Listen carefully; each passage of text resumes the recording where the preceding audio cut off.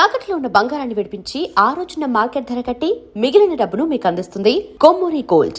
And ఇంకో చిన్న doubt madam, యాక్చువల్గా మీ కుటుంబ పరిస్థితుల వల్ల మీరు డాన్సర్ అయ్యారు. ఫస్ట్ ఒక సినిమా యాక్టింగ్ చేశారు, అక్కడి నుంచి తర్వాత డాన్సర్ అయ్యారు. అంటే చిన్నప్పటి నుంచి డాన్స్ నేర్చుకుంది కాదు, డ్యాన్స్ మీకు పుట్టుకతోనే అబ్బింది కాదు, అవసరం కోసం డ్యాన్స్ దగ్గరికి వెళ్ళారు మీరు. అలాంటిది అంత తక్కువ టైంలో మెగాస్టార్ చిరంజీవి గారు లాంటి ఒక సూపర్ డాన్సర్తో ఆయన్ని మ్యాచ్ చేసే విధంగా అంత బాగా డ్యాన్స్ ఎలా రాగలిగింది అతి తక్కువ కాలంలో? యాక్చువల్లీ మా నాన్న వచ్చి ఒక డాన్సర్, గ్రూప్ డాన్సర్గా ఉండి అసిస్టెంట్గా అయ్యి తర్వాత హీరో అయ్యారు. సో ఆ బ్లడ్ ఉండొచ్చు, ఆ బ్లడ్ ఉంటుంది నా బాడీలో. సో అందుకని నేను కూడా పట్టుదల పట్టి కన్నడ సినిమాలో ఒక సినిమాలో వచ్చి మొత్తం జనరేటర్ అన్ని ఆఫ్ చేసేసి కరెంట్ లేదని చెప్పి పంపించేశారు. ఫస్ట్ నా బిగినింగ్లో డాన్స్ రాలేదని మిమ్మల్ని నన్ను పంపించేశారు. తర్వాత వచ్చి ఎక్కడ వెళ్ళినా కష్టపడి ఒక్క మూమెంట్ రాదు. మాస్టర్స్ అయితే నన్ను తిట్టలేరు, ఎందుకంటే మా నాన్న డాన్సర్గా ఉండి హీరోగా అయ్యారు కాబట్టి. వాళ్ళందరూ ఇప్పుడు కొరియోగ్రాఫర్గా ఉన్నారు, మా నాన్నతో డాన్సర్గా చేసిన వాళ్ళందరూ. సో తిట్టలేకపోయారు నన్ను. పక్కన ఈ అసిస్టెంట్స్ ఉంటారు కదా, వాళ్ళకి తిట్టలు పడుతుంది. అది నాకే లోపల గుచ్చుతుంది. అది వాళ్ళని తిట్టడం కాదు, శాంతి నిన్న తిడుతున్నారు అనేది నాకు తెలుసు. మిమ్మల్ని తిట్టలేక వాళ్ళని తిడుతున్నారు అనేది నాకు తెలుసు. సో అప్పటికే నేను పట్టుబడి డాన్స్ క్లాస్కి వెళ్ళడం మొదలుపెట్టాను. కళా master class, first Raghu master క్లాస్కి వెళ్ళాను. రఘు మాస్టర్ క్లాస్ వచ్చి రఘు మాస్టర్ చాలా బిజీ అయిపోయారు. తర్వాత వాళ్ళు కళా మాస్టర్ ఇప్పుడు ఉన్నారు కదా, కళ ఇది చేసుకుంది, కళ దగ్గర నేర్చుకున్నాను. తర్వాత వచ్చి జయంతి కానీ వాళ్ళ సిస్టర్ పెద్దక్క కళ బిజీ అయిపోయింది. నేను పెళ్ళి అయిన రోజు కూడా డాన్స్ క్లాస్ అటెండ్ చేసి ఫ్లైట్ ఎక్కాను మేడం. సో అది ఉండొచ్చు పక్కన చేసిన వాళ్ళు. నాకు వాళ్ళు అనేది లేదండి. నాకు ఎవరైనా డాన్స్ చేస్తే అదే డబ్బు ఇస్తారు నాకు. ఇప్పుడు మీకు ఇంటర్వ్యూ ఇచ్చినా ఒకటే, నాకు ఇంకొక వాళ్ళకి ఇంటర్వ్యూ ఇచ్చినా ఇదే ఆన్సర్ నేను చెప్తాను. మీకు ఏది జవాబు చేస్తున్నానో నా ఇక్కడి నుంచి ఏది నిజం ఉందో అదే చెప్తాను. ఇంకొక వాళ్ళ దగ్గర నుంచి అబద్ధాలు చెప్పలేను. సో ఎవరైనా సరే, అది హీరో అయినా సరే, కామెడీ అయినా సరే, విలన్ అయినా సరే, నాకు వచ్చింది నేను చేస్తాను. అది ఆయన పెద్ద స్టార్గా ఉంది కాబట్టి, ఎక్కువ జనాలు చూస్తారు కాబట్టి, ఆయనకి పిచ్చి ఫ్యాన్స్ ఉన్నారు కాబట్టి ఎక్కువ రీచ్ అయింది అది.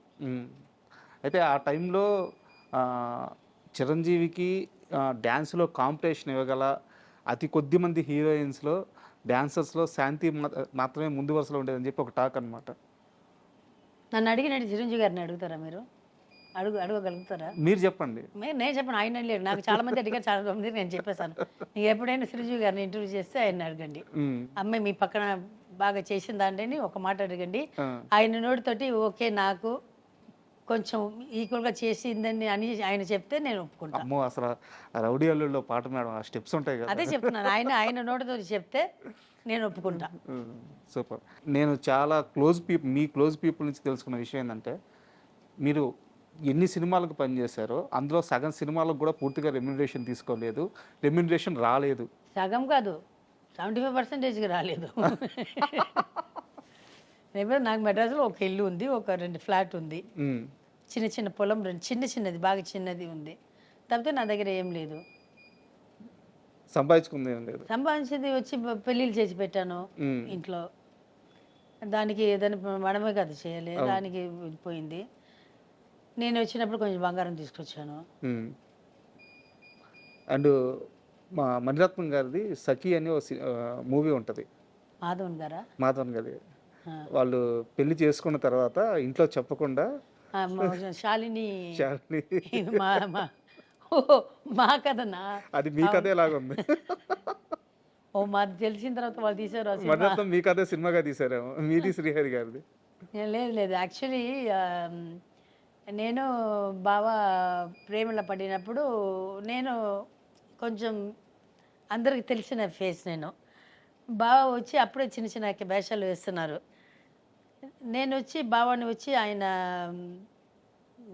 గుణం ఉంటుంది కదా, అది చూసి పెళ్ళికి ఒప్పుకున్నాను.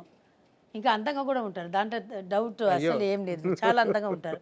ఉన్న హీరోస్లో అందరికంటే అందం అంటే మా ఆయన అందంగా ఉంటారు. సో అప్పుడు వచ్చి ఎవరో చెప్పారు ఆయన ఫ్రెండ్స్ దగ్గర ఉన్న వాళ్ళు కొంచెం సినిమా వాళ్ళందరూ అది ఎక్కడ అయ్యా నేను పెళ్లి చేసుకుంటుంది ఊరుగా నేను తిప్పుతుంది అమ్మాయి పొజిషన్ ఏముంది నువ్వు ఎక్కడ ఉన్నావు నిన్న పెళ్లి చేసుకోదు అని చెప్పారంట. బట్ ఆల్రెడీ ఆయన ఫస్ట్ ఎప్పుడు నన్ను అప్రోచ్ చేశారో పెళ్లి చేసుకున్నానని అడిగారు. అడిగితే మెడ్రాస్ ఊరికే చెప్పాను, ఇట్లా చాలామంది అడుగుతుంటారు, మెడ్రాస్కి రండి మా అమ్మ దగ్గర అడగని చెప్పాను. వచ్చేసాడు, ఇంటికి వచ్చేసాడు. స్ట్రైట్ ఇంటికి వచ్చేసి మా అమ్మని అడిగాను. నేను మా అమ్మకి ఆల్రెడీ చెప్పాను, ఒక పిచ్చాడు కూడా వచ్చి అడిగాడు కానీ చూడడానికి అందంగా ఉన్నాడమ్మా అని చెప్పాను. ఇప్పుడే ఇట్లా చిన్న ఇది ఎలా చేస్తున్నారమ్మా అని చెప్పాను. ఆయన స్ట్రైట్గా ఇంటికి వచ్చేసారు. మా ఇల్లు లోపల దాక్కొని లేదని చెప్పడానికి కూడా లేదు, మాది చాలా బాగా చిన్న ఇల్లు.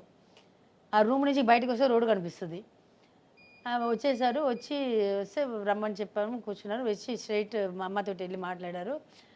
నేను షూటింగ్ వెళ్ళిపోతాను కదా, ఈయన అప్పుడప్పుడు మెడ్రాస్లో ఉండిపోయారంట.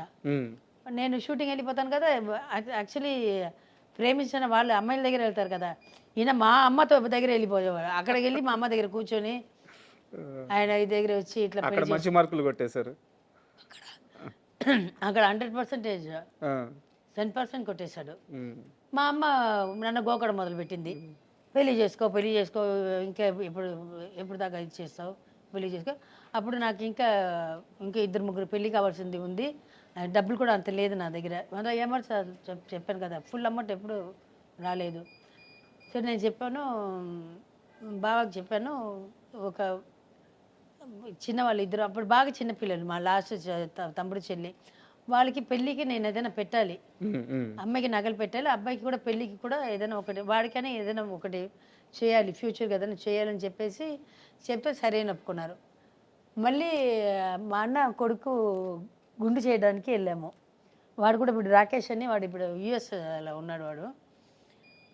వాడికి ఫస్ట్ ఇయర్కి 11th మంత్కి తలగీకి అదే గుండు చేసుకుంటారు కదా, దానికి వెళ్ళాము.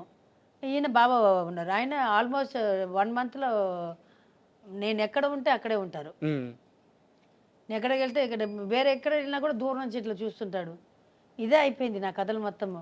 ఇంకా ఒప్పుకున్న తర్వాత ఇంకా ఏముంది, ఎక్కడ పడితే అక్కడ వచ్చేస్తారు.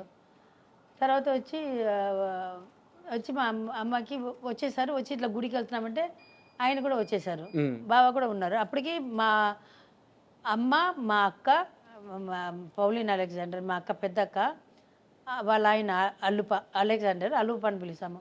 వీళ్ళు ముగ్గురు బాగా క్లోజ్ అయిపోయారు. బాగా అంటే బాగా క్లోజ్. నేను షూటింగ్ 2 గంటకి 3 గంటకి వస్తాను, వీళ్ళు సిట్టింగ్స్ అన్నీ వీళ్ళు 4. మా అమ్మ పడుకుంటే కూడా నేను వచ్చేదాకా వీళ్ళు ముగ్గురే కూర్చుని ఉంటారు టెర్రస్లో. And for more videos, please subscribe to iDream. Please subscribe to iDream. Please subscribe iDream. And please subscribe to iDream. For more videos, subscribe to iDream. please like, share and subscribe to the channel. Congratulations, iDream. Subscribe to iDream. Subscribe to iDream. So subscribe to iDream Media. iDream ki iDream team andarki huge congratulations. Please subscribe iDream Media. Please subscribe to iDream. Subscribe iDream. Please subscribe to iDream.